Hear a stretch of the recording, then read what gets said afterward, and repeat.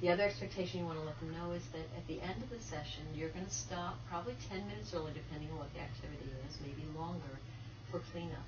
And you expect everybody to help you with cleanup. And you want to, just like you planned the rest of the activity, you plan how you're going to have them do cleanup, so that the room is actually clean at the end. No one will be dismissed until I tell you. So I need everyone to help with cleanup, and then we're going to gather again here in the circle, and I'll tell you when you can go.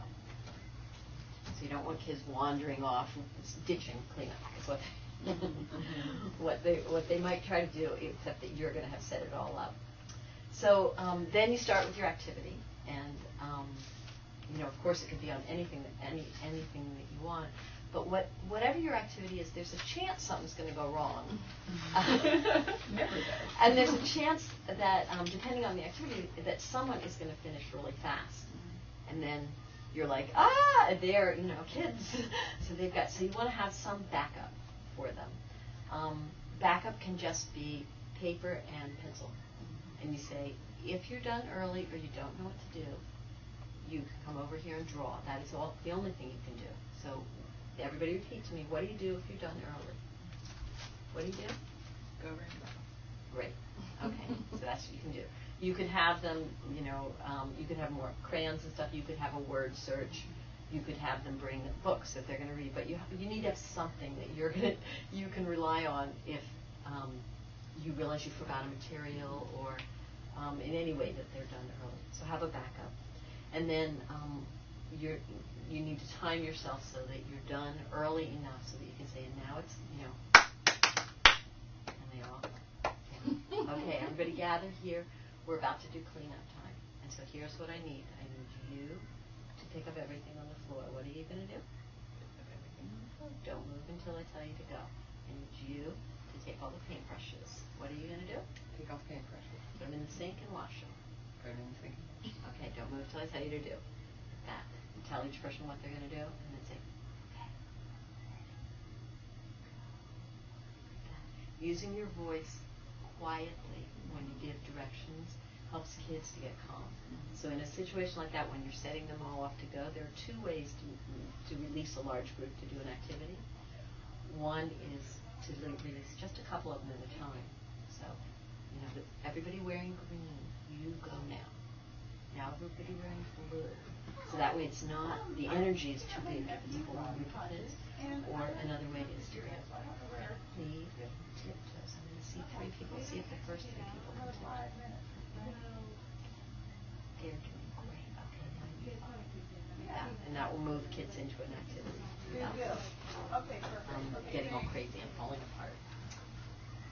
Okay. So I think I've gone over all the, get them sitting or in a circle to go over things. Never talk while kids' eyes are not on you. Just wait. If you could take anything from this lesson, it's wait. Don't keep talking if kids are not focused. Stop and get them into position. Get them looking at you and just wait. And go, I'll wait. Okay. Now I'm going to tell you. And if someone starts talking, just, I'm going to wait. As soon as you start talking over the kids, everybody gets the idea that's okay, and then you've lost control. Okay. I did all of that. How do you guys determine who goes into which elective? Do you actually look at the personality of the child and the elective that they've chosen, and if you feel like if you know basically what the elective will be, and you think, oh, it's going to be really hard for that kid to stay focused or to stay whatever. Pretty much the kids are good about choosing what they want to be in. And the electives, if it's a difficult, you know, we'll just have a small group in elective that is complicated. Mm-hmm. There are a few kids who might have trouble with certain electives, and we might move them. But basically, we are trying to give them their first or second or third choice, and we keep track of who we gave their first choice and who we gave their second choice to. So the next time we try to give those kids their first choice. As a person teaching the elective, you will be given a little sheet, which we're just starting to do. You'll be given a sheet with all the kids' names on it, and will have week 1, week 2, week 3, week 4, and you want to give each kid a grade, and the grade is on, you know, did a great job, or was was difficult some of the time, or really was not following directions. So it's A, B, C. So you want to do that for each kid, and let us know immediately if anyone is causing problems, and then we'll come and help you, or help that kid to do it differently. So you have a way to let us know what's going on. If a kid is causing a problem, you can send them with another child to the office. First, if there's an issue with a child, like not following directions or not listening, the first thing you always do is proximity. So you walk up close to them, you have your hand on their shoulder. Do you know what we're supposed to be doing now? No. Okay, let me show you.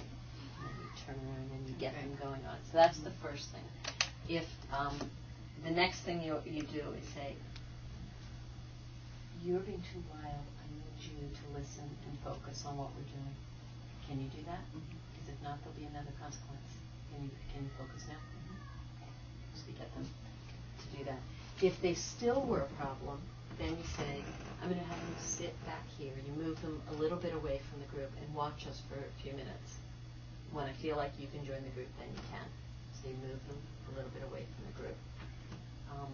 So they're just thoughtful about what they're doing and aware, "Oh, now I didn't get to do it. I'm sitting there." That usually will solve the problem. If it's any more than that, then you would send them to the office. But if it's a really big issue right away, you can always send somebody to the office to get us, or send a child right away. You don't have to go through all those steps. But those steps help kids a lot. Any other questions? Limiting the size. Who decides the size of the elective? Is it the person teaching it, or okay? Yeah, I ask teachers to offer electives that can have a large group of kids, so that if we need some electives with a large group, but parents can choose the size that they think they can handle, and will work. And sometimes parents think they can handle more than we think they can, so we'll kind of coach them and go like, "Nah, you don't want kids using sharp knives." I know with a whole lot of kids, and we'll tell you, or we'll make the elective smaller. But you can choose. You can say, "I only want 8 kids," or "I only want 15 kids." Or anything else? Okay. So I'm just going to go back to how I started talking about electives, and remind you that in my mind there's not anything that's more important at our school than the electives. And the reason for that is, for every child, it gives them something exciting to look forward to about school. So it makes them feel really good about school. And for many children who might not be that interested, or struggle in some area that happens in school every day, maybe math is hard, or maybe science or language arts is hard, this gives them an area that it's like, this is mine, this I can shine in, this I feel good about. And so then they have that sense of belonging, and that school is about the interests that they have too. It's not something just for other people and doesn't belong to them. So my hope is that every single parent will teach an elective, and as many electives during the year as you can. We usually offer, I think, three sessions a year. But I would really encourage people to, and encourage your children also, to teach electives, because there's nothing better happening here at the school, and we need everybody's help. Thanks.